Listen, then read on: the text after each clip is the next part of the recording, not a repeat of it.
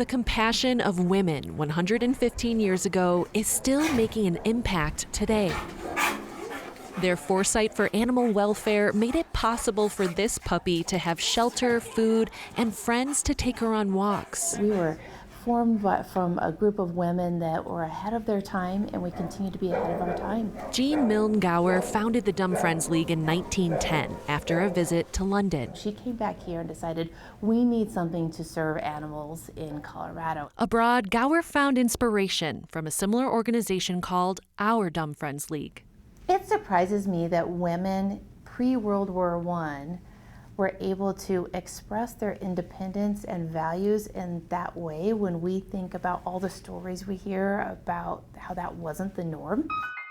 Then, in 1912, another prominent female leader from Denver joined. We had Dr. Mary E. Bates, who was a physician who graduated from medical school in 1881, before there were many women doing that. And when we needed extra sheltering for animals, she had them sheltered in her lobby of her medical practice. Dr. April Steele is another important part of the League's women-led legacy. And truly, what animal welfare then was considered then is not what it's considered now, but it was a start.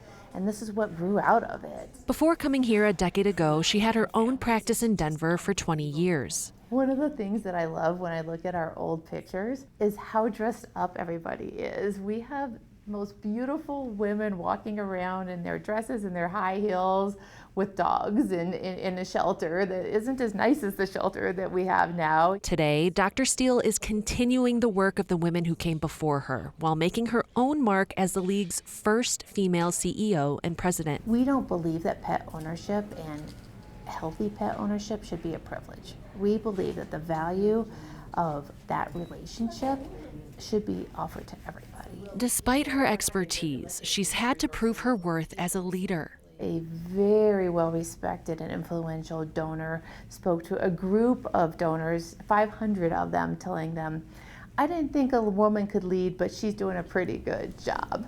Now she's leading the Dumb Friends League through a major change. We're really excited that we've changed our name from the Dumb Friends League to Humane Colorado. And we did this because we need to represent who we are in our innovation and our leading animal welfare throughout the country. A new name, but Dr. Steele says they still hold the same values established by Colorado women more than a century ago. This speaks to an aspiration. We want a humane Colorado, but it also speaks to the work we do today. With photojournalist Joe Swanson, Courtney Yoon, 9 News.